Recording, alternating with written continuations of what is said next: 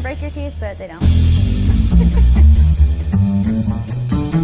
We specialize in donuts, but we also make our own ice cream, and we make cakes and cupcakes, cookies, custom things too. Mostly just happy, fun, positive vibes, lots of rainbows and unicorns. If I bite into a cake and it makes me want a glass of milk, I'm like, okay, send it back. I do not want that in my mouth right now, like it's too dry. We are making ultraviolet cake. Eggs, oil, sugar, pomegranate syrup, baking powder, purple food coloring, of course. This is ultraviolet, that's how we get it, super violet.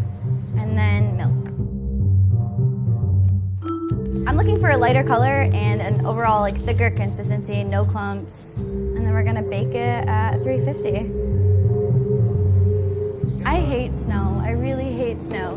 When I came on vacation, I was like, I don't wanna go back, so I packed up everything I had, and in 6 months I moved down here. Try to make it even all the way around. But you'll see that I'm not even like pressing it. Simple syrup moistens the cake, so any moisture that may have evaporated out when it baked is now getting put back into the cake.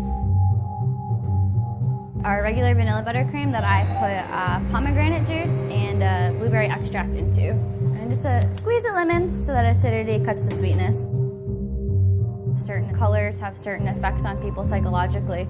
So I think purple, I can be feeling pretty fabulous and royal. And for me, it's just my favorite color, so that makes me happy.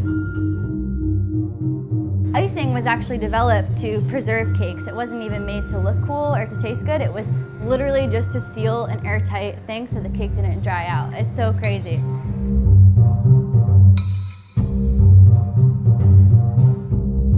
And there we have it, ultraviolet cake.